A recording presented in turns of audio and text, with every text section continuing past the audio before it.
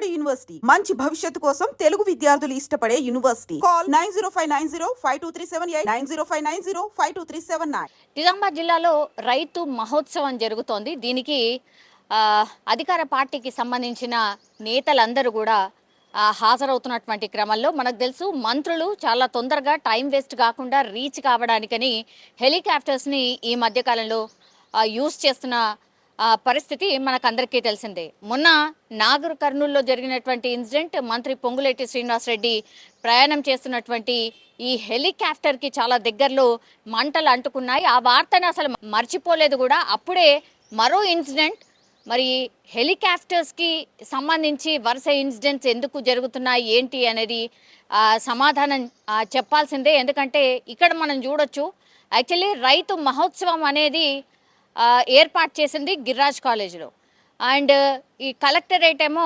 దానికి అపోజిట్గానే కలెక్టరేట్ ఉంది. సో రెండిట్లో హెలిప్యాడ్ ఉంది.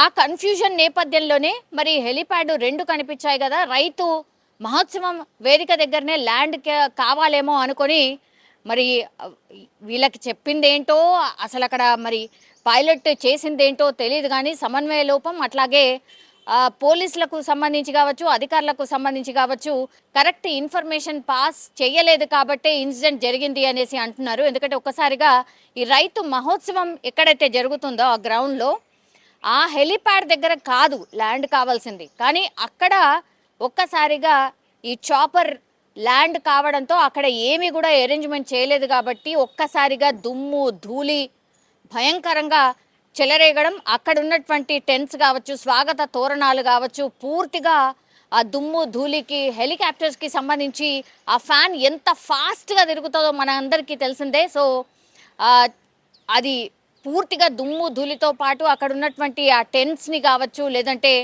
అక్కడ ఉన్నటువంటి స్వాగత తోరణాలు పూర్తిగా చిన్న భిన్నం అయిపోయిన పరిస్థితి స్పష్టంగా చూడొచ్చు. ఒక్కసారిగా అక్కడ ఉన్నటువంటి రైతులు, రైతు మహోత్సవం కాబట్టి సో రైతులు ఉన్నటువంటి ఆ ప్లేస్ పూర్తిగా మొత్తం అల్లకల్లోలం అయిపోయిన పరిస్థితి. అక్కడ ఉన్నటువంటి రైతులందరూ కూడా భయంతో పరుగులు తీసిన సిచ్యువేషన్, గందరగోళమైన పరిస్థితి.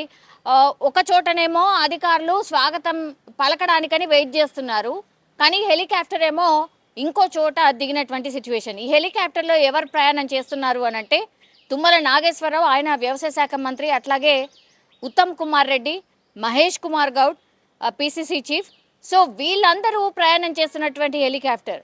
సో ఇంత నెగ్లిజెన్స్గా ఆర్ ఇంత కూడా సమన్వయం లేకుండా ఎట్లా చేస్తారు అనేది పెద్ద ఎత్తున చర్చ నడుస్తోంది. అండ్ వీళ్ళందరూ కూడా కొంత సీరియస్ అయినట్టుగా కూడా చెప్తున్నారు.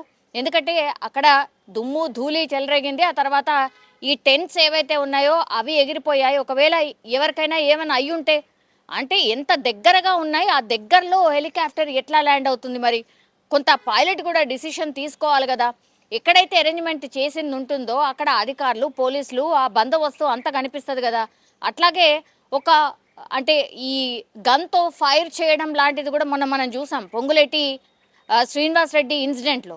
ఒక్కసారిగా ఎక్కడైతే హెలిప్యాడ్ ల్యాండ్ కావాలో అక్కడ గన్తోని గాల్లో ఫైర్ చేస్తారు. అప్పుడే కదా దగ్గరలో ఉన్నటువంటి పూర్తిగా ఎండిపోయినటువంటి గడ్డి మీద పడి మంటలు చెలరేగి దాన్ని ఆర్పిన తర్వాతనే కదా ఈ మంత్రి పొంగులేటి శ్రీనివాసరెడ్డి హెలికాప్టర్ ల్యాండ్ అయింది. సో ఆ ఇన్సిడెంట్ ఉంది మనకు. మొన్ననే 2-3 రోజుల క్రిందటే అది అయింది, మళ్ళీ ఈరోజు ఇది అనమాట. సరే, ఒక కన్ఫ్యూజన్ అయితే ఉండిండొచ్చు, 2 హెలిప్యాడ్స్ కనిపిస్తున్నాయి, కానీ రీచెక్ చేసుకోవాల్సిందే కదా. ఒకవేళ హెలిప్యాడ్ సరిగ్గా లేదు, అప్ అండ్ డౌన్ ఉంది, ఇంకేదో ఉంటుంది, అప్పుడు ఎట్లా మరి? అంటే మంత్రులు దిగాల్సినటువంటి, వివిఐపీస్ దిగాల్సినటువంటి ఈ ల్యాండింగ్ ప్రొసీజర్ ఏదైతే ఉంటుందో, ఆ ప్రోటోకాల్ ఏదైతే ఉంటుందో కనీసం కూడా పాటించలేనట్టే లెక్క. మరి దీని మీద ఎట్లా రియాక్ట్ అవుతుంది ప్రభుత్వం అనేది చూడాల్సిందే. ఎందుకంటే వరుసగా 2 ఇన్సిడెంట్స్ జరిగాయి కాబట్టి. ఇప్పుడు ఏంటంటే కలెక్టరేట్లో ఒక హెలిప్యాడ్ ఉంది, మళ్ళీ ఇప్పుడు గిరిరాజ్ కాలేజ్ గ్రౌండ్లో కూడా హెలిప్యాడ్ ఉంది. కన్ఫ్యూజన్ జరిగిండొచ్చు, కానీ కొంత జాగ్రత్త వహించాల్సిన అవసరం అయితే డెఫినెట్లీ కనిపిస్తోంది. సో వరుసగా ఇట్లాంటి ఇన్సిడెంట్ జరగడంతో కొంత ఆందోళన అయితే కనిపిస్తున్న పరిస్థితి అయితే ఉంది.